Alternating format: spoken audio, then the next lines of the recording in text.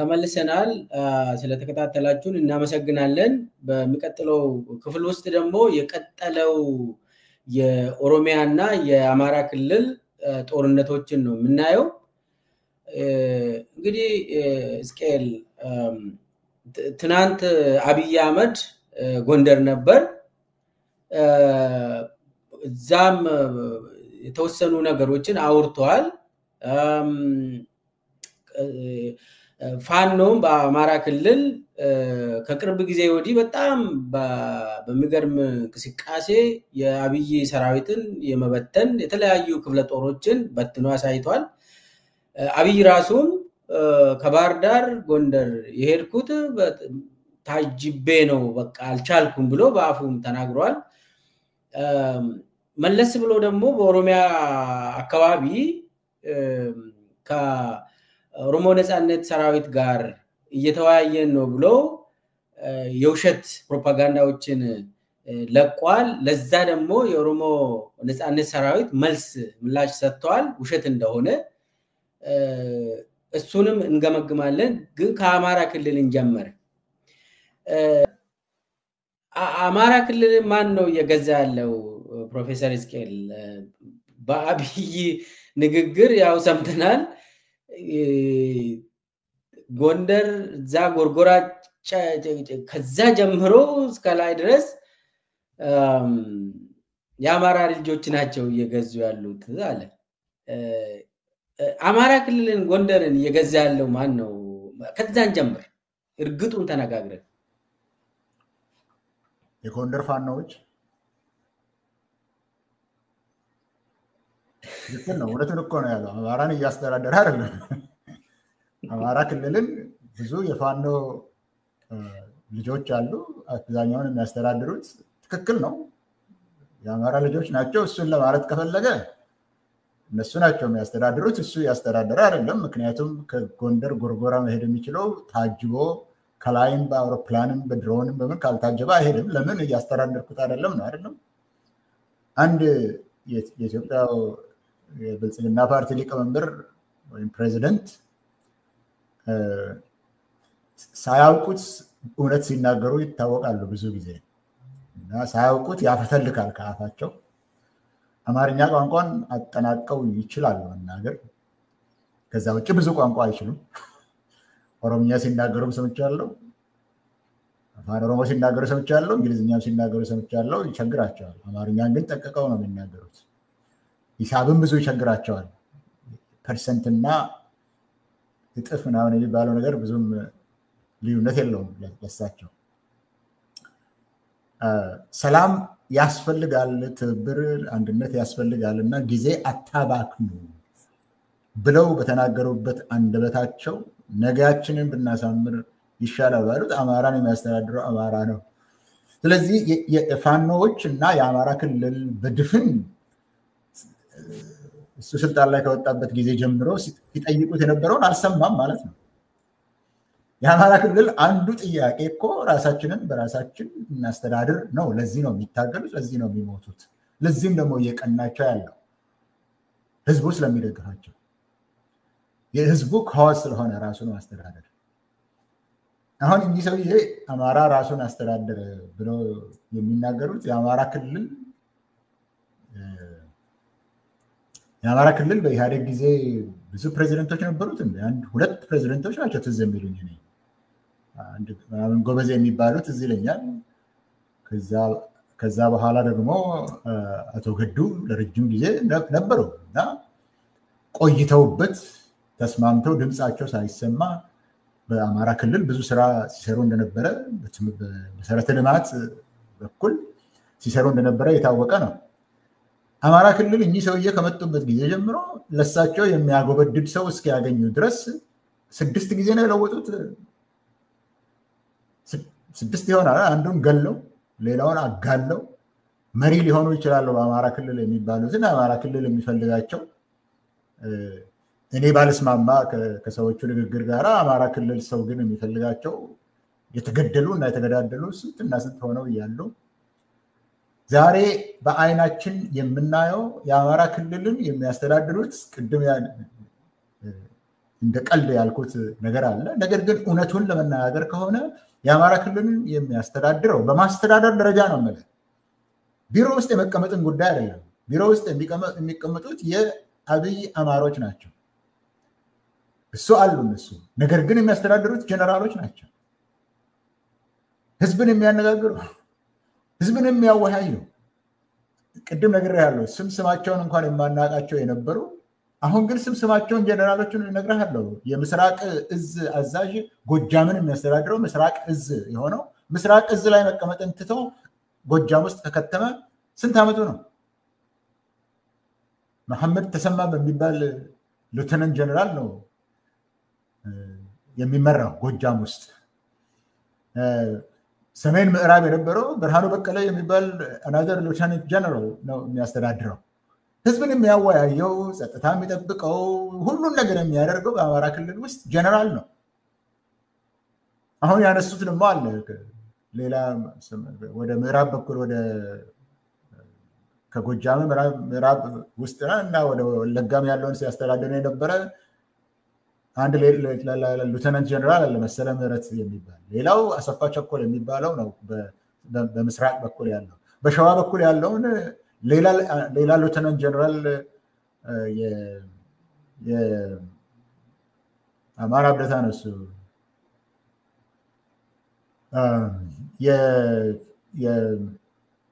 የስፔሻል ፎርስስ አዛዥ የሆነው ሹማ ሰው የሚያስተዳድሩት ይሄ እጅግ የሚጎመዝዝ ነገር ነው የሚናገሩት። የሚያስተዳድሩት የምናውቀው እነዚህ ናቸው። ሌተና ጀነራል መሐመድ ተሰማ ሲሰሙህ እኮ ደስ አይላቸውም።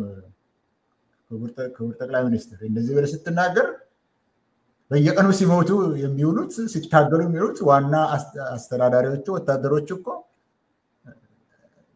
በጎ አድርገው አይቀበሉትም አንተ አሁን የምትለውን ነገር። ስለዚህ እየታዘዙለት እያስተዳደሩ ስንትና ስንት መስዋዕትነት እየከፈሉ እያስተዳደሩ ያሉትን የላችሁም ብሎ የአማራን ህዝብ ሊያሞኝም እንደሆነ አላውቅም። እኛ ሲፈቀድልን እንደ እድል ተጠቅመን ለማገዝ እንገባለን የሚል ነው ያለው። ይሄው እነዚህ ጥሩ ቃላቶች ናቸው። አማርኛ ቋንቋ መናገር ይችላል ብያለሁ። ቃላቶቹን አንድ ላይ ማምጣት ይችልበታል። ቃላቶች ናቸው። በተግባር ላይ ያለውን የአማራ ህዝብም ያውቀዋል፣ እኛም እናውቀዋለን፣ ጀነራሎቹም ያውቁታል፣ አስተዳዳሪዎቹም ያውቁታል። 6 ጊዜ አሁን የአማራ ክልል ፕሬዚደንት አይደለም እንደ ምክትል ጠቅላይ ሚኒስትር ሆኖ ከሱ ጋር ያለው ያኔ ሲያስተዳድር የነበረ ከተገደሉት በኋላ ከሱ የቀጠለው ደግሞ አሁን በትግራይ ህዝብ ላይ ይሄንን ህዝብ ከአማራ ከኦሮሞ ከማን ጋር ተዋርደን እንዋጋለን፣ እንፋረዳለን። ያልተጠቀመው ቃል የለውም። እዛ አማራ ክልል ፕሬዚደንት በነበረ ጊዜ አማራን ከትግራይ ጋር እንዲያጣላ ያደረገው በዚህም ደግሞ ሽልማት የተሰጠውና የፌዴሬሽን ምክር ቤት አፈጉባኤ የሆነው አብሮ ሄዶ ትናንትና ለዚህ እኮ ነው አሳፋሪ። እሱ ብቻ የሚናገር ሳይሆን አሳፋሪ ሰዎች የአሳፋሪዎች ስብስብ በሆኑ ለእኔ ለክልሉ እንደሚሰማው ሰው 400 ዓመት ታሪክን የቀየረ ሰው ምን አድርጎ ነው የቀየረው? 400 ዓመት እንግዲህ ያቺ የፋሲል ግንብ ኖራ ተቀባችና በ400 ዓመት ለአማራ ህዝብ ተቀየረ ነው የሚለው። ይሄ እዛው አማራ ክልል የነበረ ሰውዬ ወይም ክቡር ጠቅላይ ሚኒስትራችን እንደዚህ ያደረጉ የሚለው ሰሞኑን እዛ ሲመላለስ የነበረው እዛው ፕሬዚደንት የነበረ ምክትል ጠቅላይ ሚኒስትር የሆነ ምክትል ጠቅላይ ሚኒስትር ከመሆኑ በፊት ደግሞ የአማራ ክልል ላይ የአስቸኳይ ጊዜ አዋጅ ሲታዘዝ የዛ አዛዥና ሰብሳቢ የነበረ ተመስገን ጥሩነህ የሚባለው ፋርሴቡላ ሆኖ ትናንትና ከትግራይ ጋር ለምን ተገናኛችሁ? ከትግራይ ህዝብ ጋር ለምን አንድነት መሰረታችሁ? የአማራ ህዝብ ድፍኑ ተላላኪ ነው ያለው ሰውዬ ድፍን አማራ ህዝብን ተላላኪ ነው ያለው ሰውዬ እሱ ነው የሚያስተዳድር ለማለት ነው። አሁን እነዚህ የጠቀስኳቸው ናቸው ማለት የሚያስተዳድሩት እነዚህ የአብይ አማሮች ናቸው። እርግጥ ከአማራ ክልል የመጡት የአብይ አማሮች ናቸው።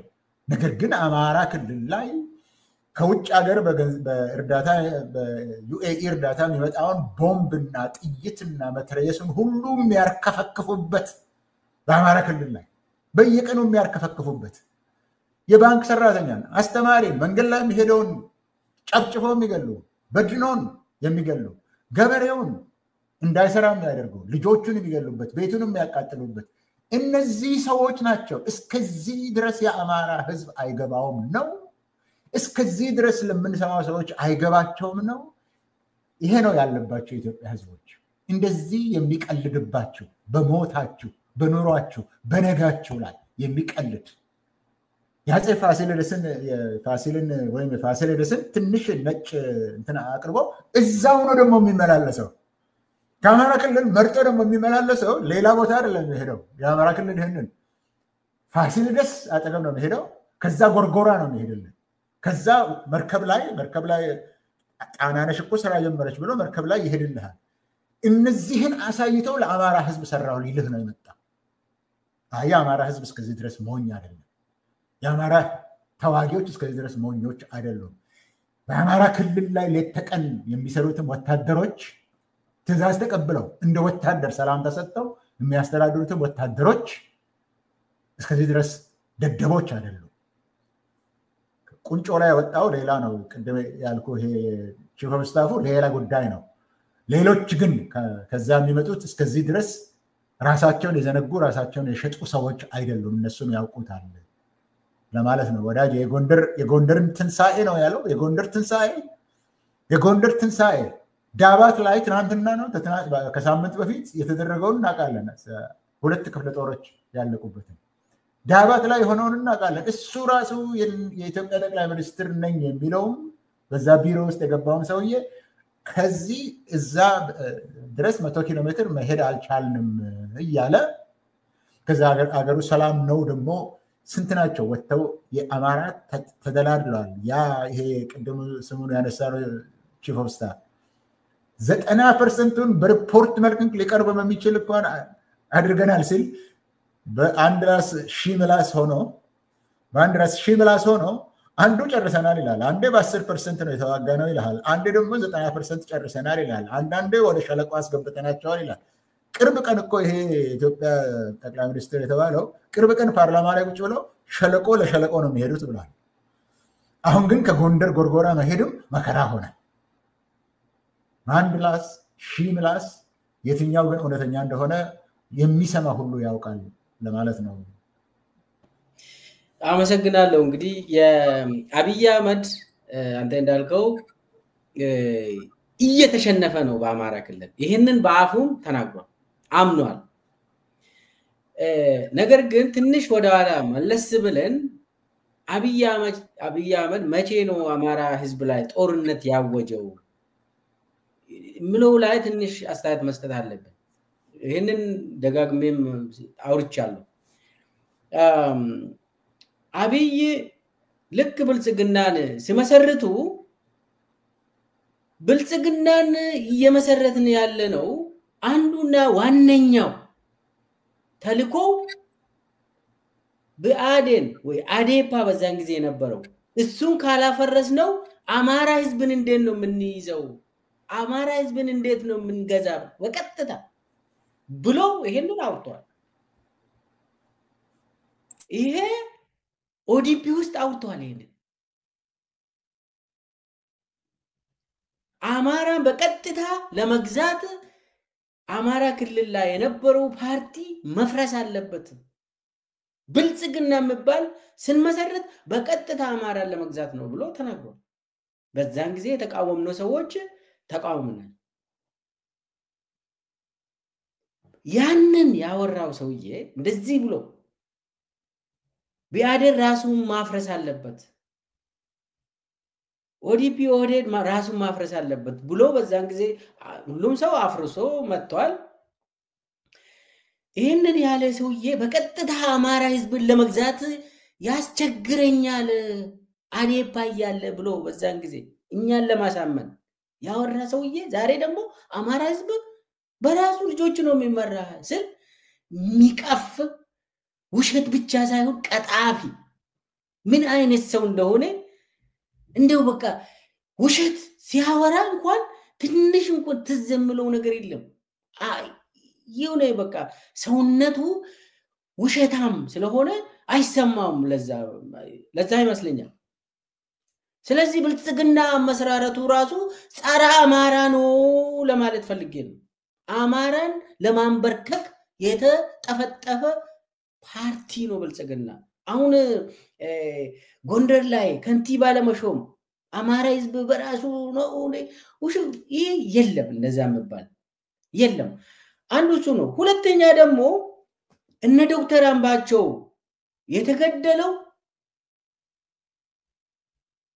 በትክክል የአማራ ህዝብን ጥቅም የሚያስከብር ሰው በመሆኑ ነው።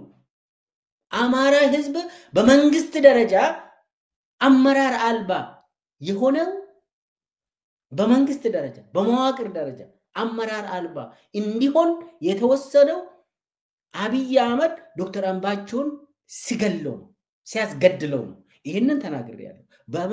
ይሄን መረጃ ተጠቅመን ይሄንን ተናግሬያለሁ። በዚህ በሆርን ኮንቨርሴሽን ላይ ብዙ ጥልቅ ሪሰርች አካሄደን ይሄንን ተናግረናል። ስለዚህ አሁን አማራ ክልልን በመንግስት ደረጃ እየገደለ ያለው ያስተዳደረ የገዛ ሳይሆን እየገደለ ያለው አንደኛ አንተ እንዳልከው ፕሮፌሰር የአብይ አማሮች አሽከሮች ተላላኪዎች ከተመስገን ጥሩነህ ጀምረው እስከ አረጋ ከበደ። በነገራችን ላይ ተመስገን ጥሩነህና አረጋ ከበደ ዘመዶች ናቸው። የስጋ ዘመድ የአንድ ሰፈር ልጆች ናቸው። ተመስገን ጥሩነህ ከጅምሩ የአብይ አሽከር እንደነበር ይታወቃል። ኢንሳ አብሮ ነው የጀመሩት።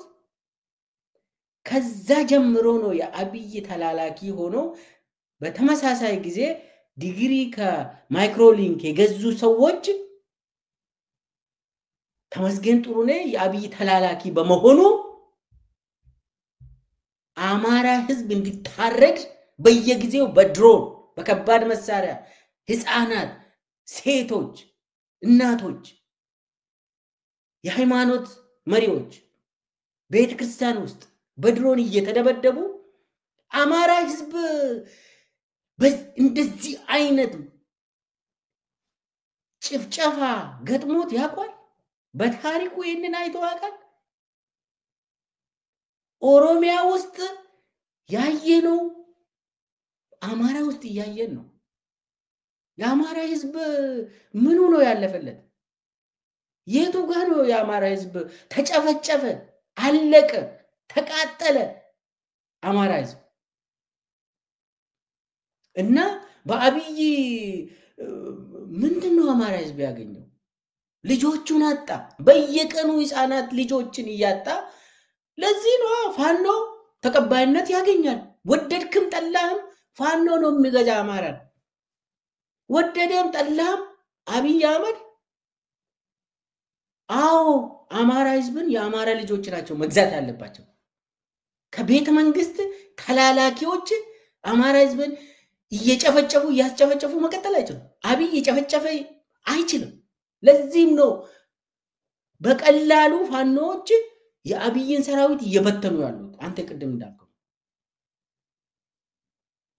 ስለዚህ አማራ ላይ ያነጣጠረ ጦርነት እኔ በኔ አመለካከት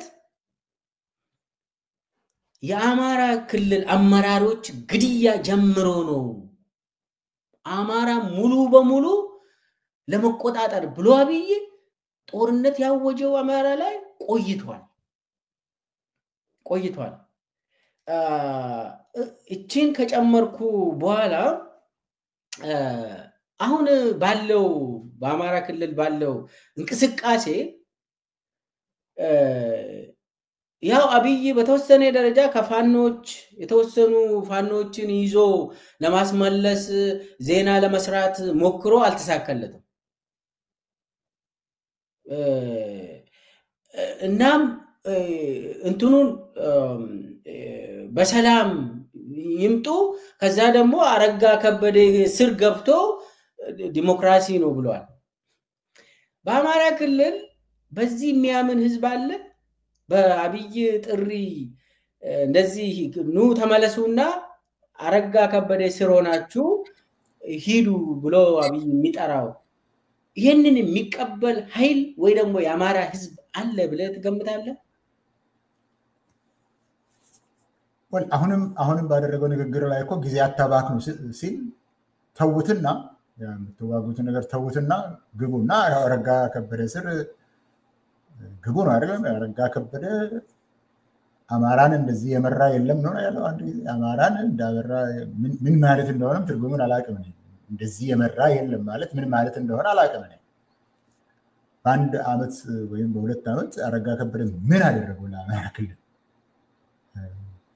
አልፎ እሳቸውም በአእምሯቸው ያለው ከአፋቸው ሲወጣ ትሰማለህ ተሳስተው እውነትን ሲናገሩ ትሰማለህ ከአቶ አረጋ ከበደ ግን ምን እንደሰሩ አላውቅም የአማራ ክልል ውስጥ የአማራ ክልል ጦርነት የተቆሰቆሰው አንተ እንዳልከው በኢትዮጵያ ሁሉ የተቆሰቆሰው እኮ ኢህአዴግ ሲፈርስ ነው ኢህአዴግ ሲፈርስ እና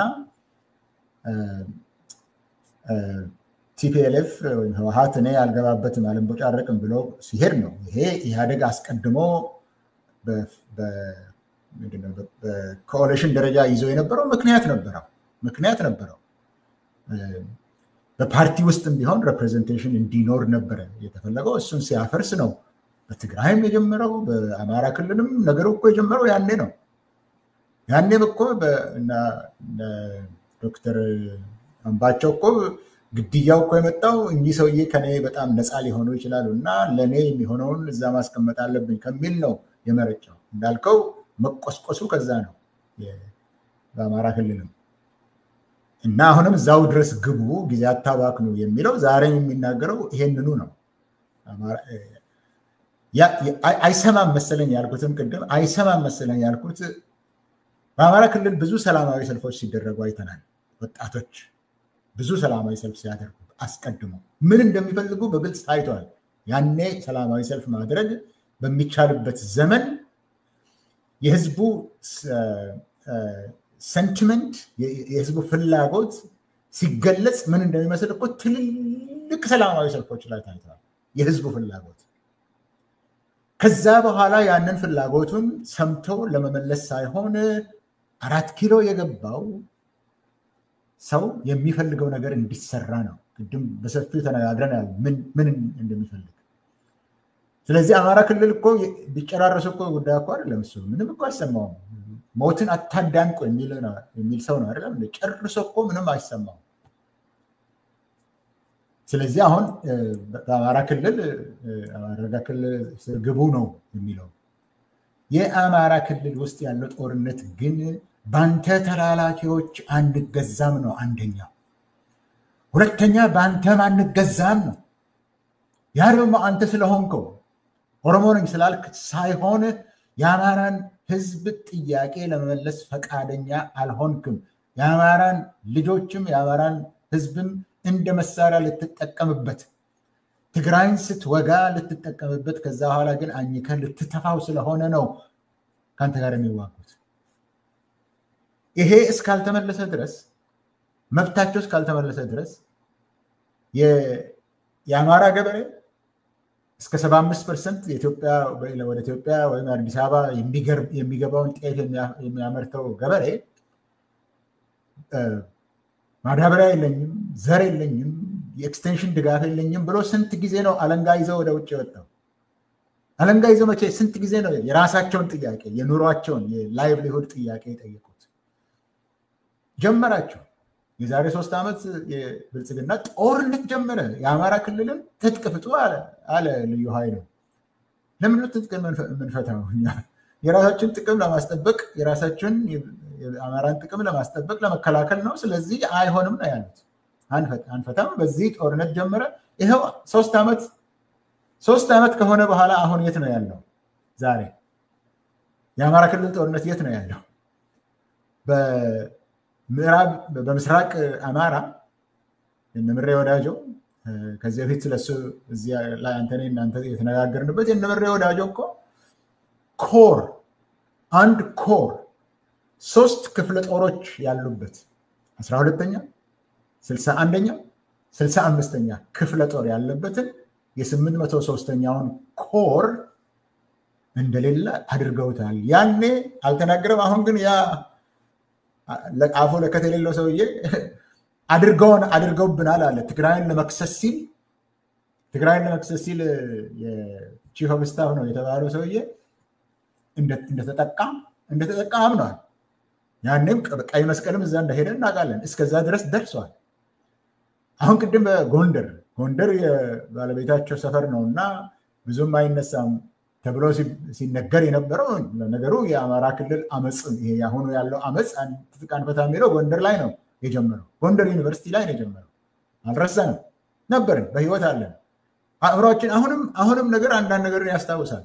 ይህን ያህል አልሻገተም እናስታውስ። እዛ ነው የጀመረው። አሁንም የተወጉት እና ዳባት ላይ አንድ ሙሉ ክፍለ ጦር ያጡት አማራ ክልል ነው። የጎጃም ክልል ውስጥ መንቀሳቀስ አይችሉም። ለመብቱ የሚዋጋ ህዝብ ነው ነው። ለመብቱ እየተዋጋ ያለው ነው። ገበሬው የራሱ ጥያቄ አለው። ተማሪው የራሱ ጥያቄ አለው።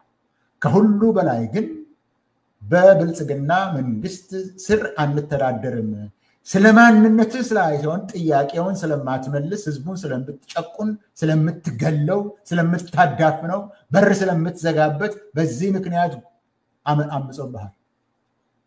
ስለዚህ ይህንን ነገር ለዛ ውስጥ ላለው ኦሮሞ የራሳቸውን ክልል እንኳን ማስተዳደር ያልቻላችሁ አማራ ክልልን እኛ ሄደን እናስተዳድራለን ብላችሁ የምታስቡ ከአሁን በፊት 5-6 ጊዜ ተላላኪ ለመሾም ስትሽቀዳደሙበት የነበራችሁ ሰዎች አሁን የቀራችሁ ካርድ ምንድን ነው? ያችን ካርድ ነው አይደል የመዘዘው? በአማራ ነው የምትተዳደሩት ማለት እኮ ያችን ነው የመዘዘው። እያስተዳደርኳችሁ ነው ያለ ያቺ የመጨረሻውን ካርድ ነው የመዘዘው። እሱ አይሰራም። ለምን? መከላከያ እያሰለጠነ ነው። በአማራ ክልልም ብዙ አሰለጠንኩ ያለ ነው። በብር ሸለቆ እያሰለጠንኩ ነው አስመርቅ ያለው ይላል። ባስመረቀ ቁጥር የተመረቀው ወደ አማራ ክልል ጦር እየገባ ነው። ፋኖች ጋር እየተቀላቀለ ነው። ከሌላ ቦታ የምታመጣው ከኦሮሚያ የምታመጣው ከደቡብ የምታወጣው በቴሌቪዥን አይተናል፣ ከአንደበታቸው ሰምተናል፣ ከብዛታቸው አውቀናል። ለመዋጋት አይፈልጉም።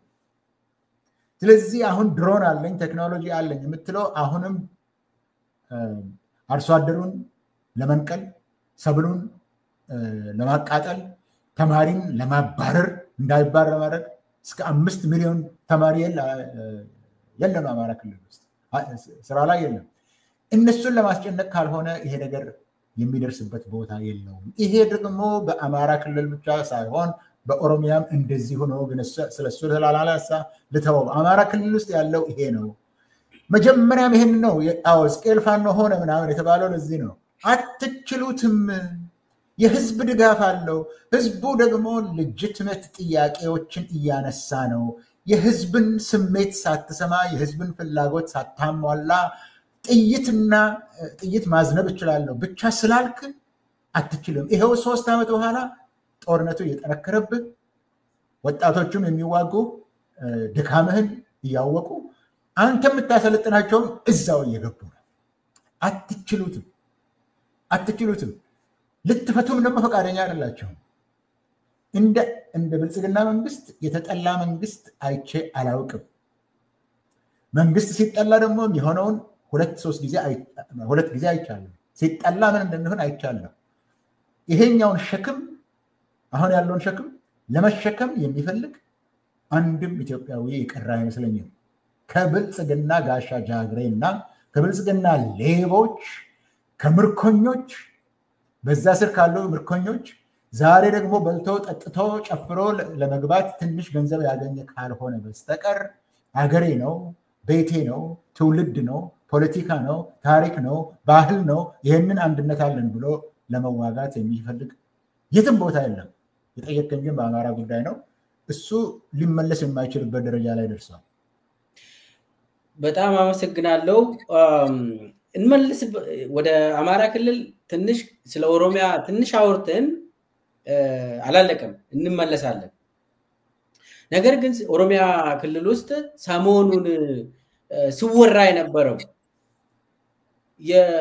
የኦሮሞ ነፃነት ሰራዊትና ብልጽግና ተስማምቷል ብሎ ያብይ ፕሮፓጋንዳ በጣም ሲነዛ ነበር በጣም ሲወራ ነበር እሱንም አልፎ የኦሮሞ ኢሊት በተለይ ደግሞ በሰላማዊ ትግል የሚያምኑ እነ ጀዋር መሐመድ ጭምር እነ አንተ ምንም ጭምር እነ ለማ መገርሳም ጭምር ከአብይ ጋር ድርድር ጀምሯል እነሱም ይመለሳሉ አንድ ላይ ሆነን የሰሜኑን ጭራቅ ብሎ አብይ የሚጠራ የሰሜኑ ጭራቅ ይላል የአማራ ፋኖ የትግራይ ቲዲኤፍ ቲፒኤልኤፍ እና የኤርትራ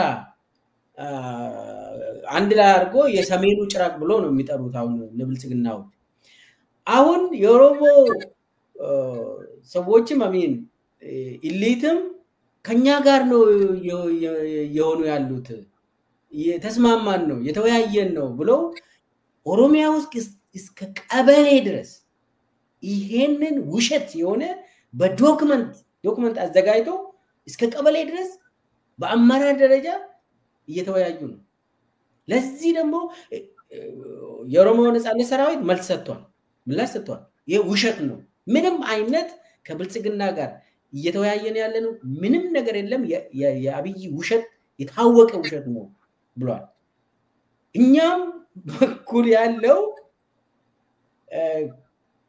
ጀዋርን ጭምር ለማ መገርሳ ጨምሮ ምንም አይነት ውሸት ነው ከአብይ ጋር እያወራ ያለ ማንንም ሰው የለም ያው የሚታወቀው የኦሮሞ ነፃነት ሰራዊት ከጠረፍ ላይ አይደለም አሁን እየተዋጋ ያለው አዲስ አበባ ዙሪያ ነው ሪፐብሊካን ጋርድ እነ ሹማ አብደታ ደረታቸውን ነፍቶ አዲስ አበባ ውስጥ ሆኖ ይሄው ሻኔዎችን እየገደልን ነው በአዲስ አበባ ዙሪያ ብሎ መግለጫ የሚሰጡበት ጊዜ ነው አዲስ አበባ ዙሪያ የኦሮሞ ነፃነት ሰራዊትን እንደዚህ ያው እየገደልን ነው ምናምን ይላሉ መግደል የሚባለው ነገር እነሱ ቋንቋቸው ሆኗል ለኛ ስለሚከብድ ያው ምን እንደምንል ራሱ አላቅም ብቻ ግን በራሳቸው የሚንሰማ ነገር ምንድነው የኦሮሞ ነፃነት ሰራዊትን እዛው አዲስ አበባ ዙሪያ ላይ የገጠሙ ባለበት ጊዜ ይህንን ፕሮፓጋንዳ ለምንድን ነው በዚህ ሰዓት አብይ ኦሮሚያ ውስጥ እንዲወያዩበት በጣም ውሸት የመጨረሻ ውሸት እንደሆነ እየታወቀ በዶክመንት በድርጅት ደረጃ ወስነው እስከ ቀበሌ ድረስ የመወያያ ጽሁፍ ሆኖ ለምንድን ነው አብይ የሚያቀርበው ከኦኤልኤ ጋር እያወራው ነው ከኦሮሞ ኃይል ጋር እያወራው ነው ምናምን ብሎ ኦሮሞ ውስጥ ይሄ ነገር እንዲሄድ የወንድማማች ውስጥ ከወንድማማች መካከል የሚደረገው ጦርነት ኦሮሚያ ውስጥ ይቆም ምናምን ብሎ ይሄ ነገር ለምንድን ነው በዚህ ሰዓት አጀንዳ ሆኖ ኦሮሚያ ውስጥ እንዲወያይ ያደረገው አብይ ለምንድን ነው መጀመሪያ ሌሎችም ሰዎች እንዲያውቁ በኦሮሚያ ውስጥ የሚደረገውን ነገር ትንሽ ማለቱ ይጠቅማል እሱን ማየቱ ነው የሚጠቅመው ፕሮፓጋንዳ የብልጽግና በፕሮፓጋንዳ እናደርጋለን የሚለውን በፕሮፓጋንዳ ሁሉን ነገር እናስተካክላለን ይላሉ እሱ ግን ጊዜ አልፎበታል አይደለም እንዴ አሁን ፕሮፓጋንዳቸው ኢትዮጵያ በሚራክል ብልጽግና ላይ ናት ብለው የሚያዝ የሚጨበጥ ነገር ግን በሌለበት እንደዚህ ብለው ይናገራሉ እኛ ሁላችን የምንሰማው ማለት ነው ኢትዮጵያ ውስጥ ያለ ማህበረሰብ ሁሉ የሚሰማው እና ከአብይ አፍ ብልጽግና የሚል ስለወጣ ኢትዮጵያ እየበለጸገች ነው ወደ ብልጽግና ልትሄድ ትችላለች ከዛው አንፃር ማየት ነው ይሄኛው ለምንድን ነው ላልከው ጥያቄ ከእንደዛ አንፃር ማየት ነው ለመዋሸት አያፍሩም ትናንት ያለውን አይደለም ከአንድ ደቂቃ በፊት ያለውን ልክ እንደ ቺፍ ኦፍ ስታፍ ቅድም ወይም ጎንደር ላይ ያለው ከዚህ ጎርጎራ መሄድ አልችልም እያለ ለጎንደር ግን በ400 ዓመት የተለወጠ ነገር ሰርተናል ይላል በአንድ ደቂቃ ውስጥ እኮ ነው በአንድ ደቂቃ ነው ለዚህ ነው አንድ ራስ ሺህ ምላስ ያልኩት ለዚህ ነው። በአንድ ጊዜ ይሄንን ስለሚናገሩ ለሌሎች ኦሮሞ ላልሆኑ ሰዎች ለመናገር መጀመሪያ ላይ ለማለት እንፈልግ በዚህ ጉዳይ ላይ በዛው አይን ነው መሰማት ያለበት። ሁለተኛ ኤሊቱ ጋር ለመነጋገር ነው። አንተ እንዳልከው ደግሞ ለህዝብ ደግሞ እስከ መጨረሻው ድረስ ያወራሉ፣ እስከ ወረዳ ድረስ ያልከው አለ። ጥያቄው ለምንድን ነው ስላልክ ነው። ለምንድን ነው ይሄንን የሚያደርጉት ነው ያሉት። ይሄንን እያደረጉ ነው። ሽማግሌዎች እንልካለን የሚለውን ወሬ አሁንም እያስወሩ ነው። ለመላክም የሚሞክሩበት ጊዜ አለ። ሽማግሌዎች ተጠርተው እገሌ ጋ ሂዱልን፣ አዲስ አበባ ድረስ ተጠርተው እገሌ ጋ ሂዱልን የሚሉበት አለ። ሽማግሌዎቹ ራሳቸው ናቸው አይቻልም፣ ይሄ ችግሩ ያለው እዚህ ቦታ ላይ ነው እና በሌላ በኩል እኛ አንችልም ያሉበት ጊዜ አለ። ይሄ አለ፣ እየሞከሩ ነው። ግን ሽማግሌዎች የሚላኩት እምቢ እያሉ ነው። አንችልም፣ ችግሩ ከኛ አቅም በላይ ነው ነው። ኤሊት፣ ይሄ አጎብዳጅ እና አደግዳጊ የሆነ ኤሊት ያልከው ከተማ ውስጥ ያለ አለ። እነሱም በሚችሉበት መንገድ ምን አለ ብትመጡ፣ ምን አለ ብታደርጉ ምናምን ማለትን አቁመው አላለልህም፣ ይሞክራሉ። ለምን ስላልከኝ ነው ይህንን የማነሳው። ነገር ግን አንተ ትተህ የወጣኸው ተሰደህ የወጣኸው ያን ጊዜ እድል ስላልነበረ ነው ከእነሱ ጋር መስማማት። ለማ ነገር ትቶ የወጣው ለመስማማትና አብሮ ለመሆን ስላልቻለ ነው። ሌሎችም እኔ ቁጥራቸውን ዘርዝሬ ማልጨርሳቸው ትተው የወጡት አስቀድመው ስላልቻሉ ነው። ቦታ ስላላገኙ ነው። መሬት ስላልተሰጣቸው ነው። ቤት ስላልተሰጣቸው ነው። መኪና ስላልተሰጣቸው ነው። ገንዘብ ስላልተሰጣቸው ነው አይደለም። ይሄ ሁሉ ተደርጓል፣ ተሞክሯል። በዛ ለዛ ተገዝተው ገብተው ፋርሴቡ ላይ ሆኑ ሞልተዋል። በእነሱም ግን ፀሐይ እየጠለቀች ነው። ለዛ ተገዝቶ ለሚሰራው ፀሐዩ እየጠለቀበት ነው ያለው። አሁን እያለቀ ነው ጉዳዩ። ለምንድን ነው አስቀድሞ ነገሩ መስተካከል በሚችልበት ጊዜ እንኳን ከመንገድ ስቷል ብለን የወጣ ነው? ለገንዘብም አንገዛም፣ ለጥቅምም አንገዛም፣ ለብሔርም አንድነት አንገዛም። ኦሮሞ ነው ስለተባለ ብቻ አናደርግም። ለፍትህ፣ ለሀቅ፣ ለህሊና ተገዢዎች ነን፣ ለህግ ተገዢዎች ነን ብለን አስቀድመን ትተነው የሄድነውን ነገር መልሶ ጥፋቱን የሚያነሳ ውሻ ብቻ ነው። መልሶ ጥፋቱን የሚልስ ውሻ ብቻ ነው። እኛ ውሾች አይደለንም። አሁን ላልነው ነገሮች የምንኖር ነን። ለህሊናችን የምንኖር ሰው ነን። ለኦሮሞ ህዝብ ይገባል የምለውን ነገር እኔ ለሌላ የኢትዮጵያ ህዝብም ይገባል ብዬ የምሟገትለት ነው እንጂ ለኦሮሞም የሆነው ለሌላ ይከልከል የምል ሰው አይደለሁም። አንተም አይደለህም፣ ለማም አይደለም፣ ሌላውም አይደለም። ይህን ሁሉ አሳይተናል። ለህሊናችን ብንኖር ነው፣ ለህግ ብንገዛ ነው ብለን በፊት የተውነውን ነገር ተመልሰን ደግሞ እንሰዋለን። ስላልሞከሩ አይደለም፣ ስለማይሞክሩ አይደለም። አሁን ይሄ ነው እንግዲህ አንተ ወደ ጠየቀኝ ጥያቄ የሚወስደኝ። ለምንድን ነው ከሰሜን ሌላ የመጣብህ ነው ጭራቅ? ከሰሜን ጭራቅ እየመጣብህ ነው። ስለዚህ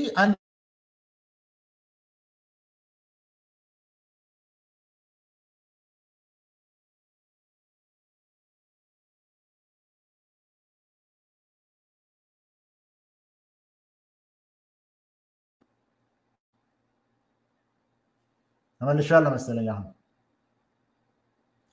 እና ከሰሜን እየመጡብህ ነው ጠላቶች። ሰሜኖቹን ስም አይጠቅሱም። ይሄን ታውቃለህ አይደለም? ያው ሰሜን ነው የሚለው ስም ግን አይጠቅሱም። ማን እንደሆኑ እኔ ልንገርህ። ትግራይንና አማራን ነው።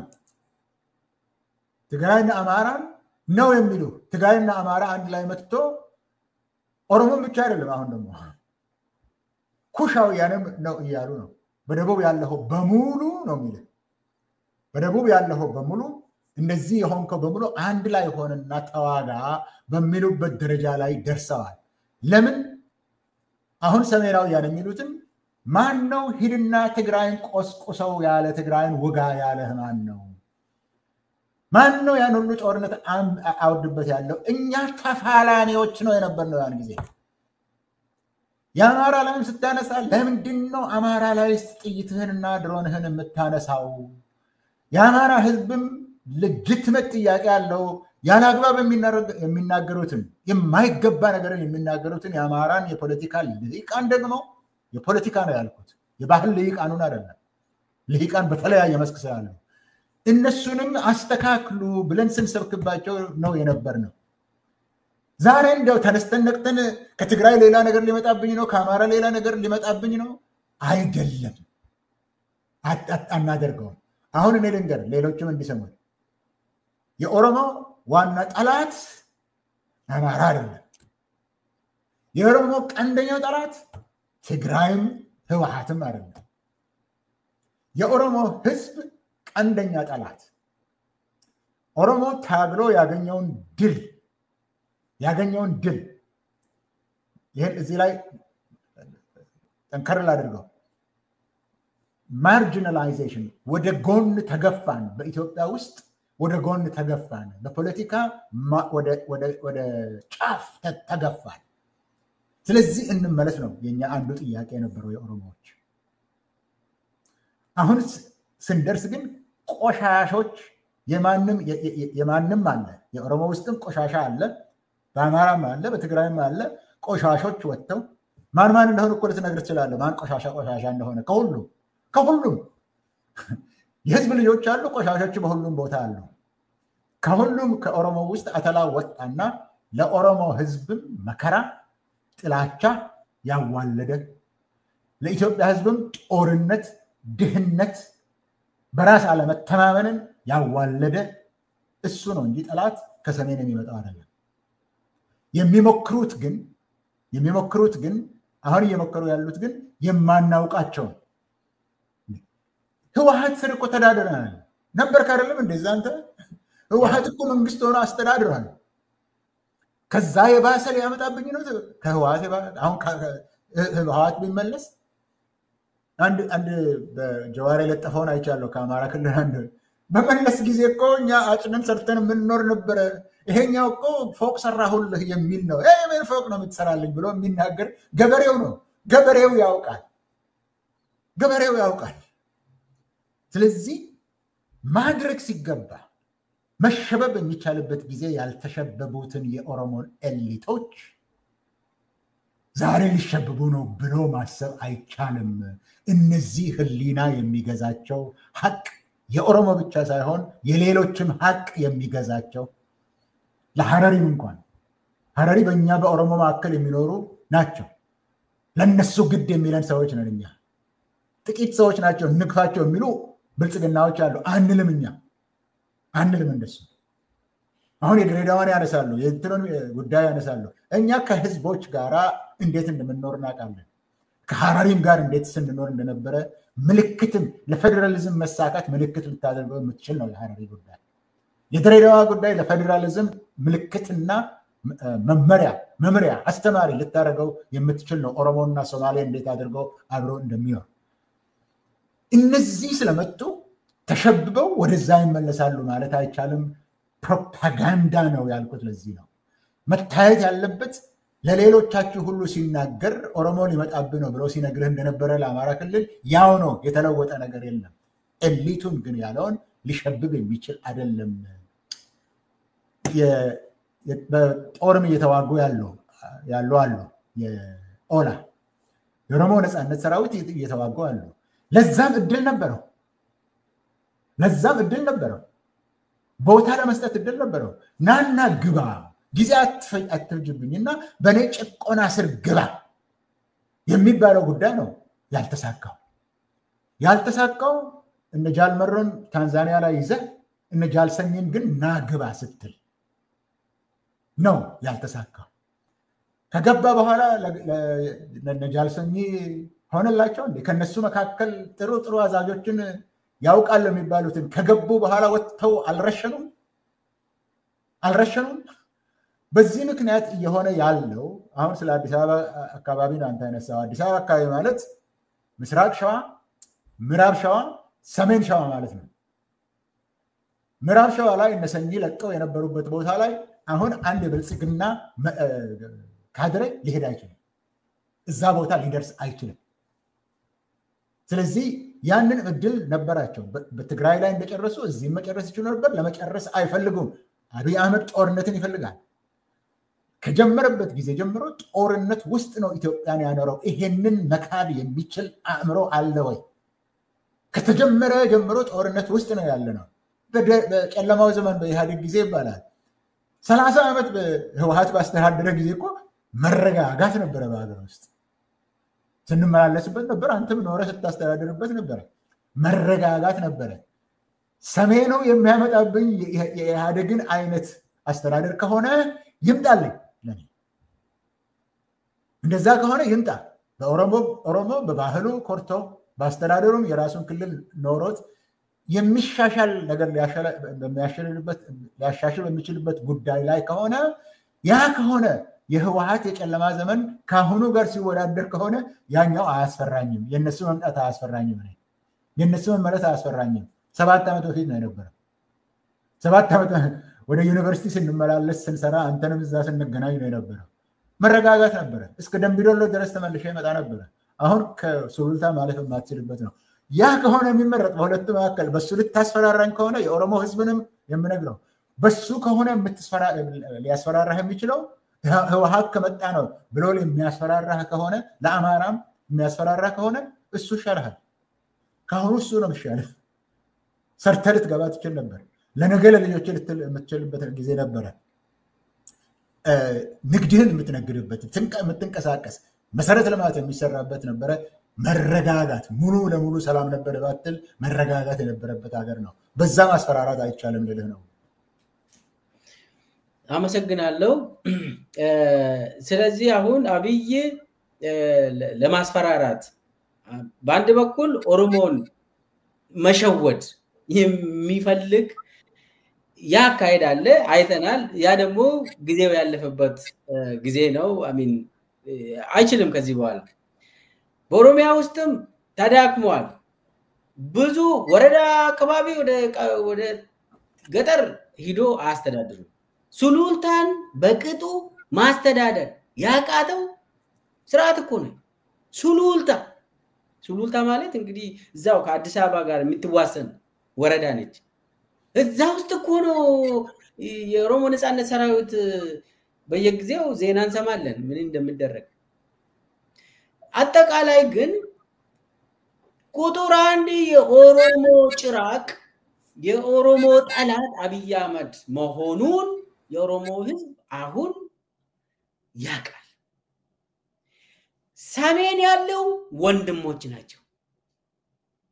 አማራ የኦሮሞ ወንድም እህት ወንድማማች ህዝብ፣ ትግራይ የኦሮሞ ወንድማማች ህዝብ። ማን ነው የሚከለክላቸው አዲስ አበባ ለመምጣት? አገራቸው ነው። አብይ እኮ ትግራይን ገፍቶ ሂዱልኝ ብሎ ህገ መንግስቱን ጥሶ አባሮ ከፌዴሬሽኑ ግን ትግራይ ህዝብ አንሄድም ብሏል። ይሄ ነው ሀቁ።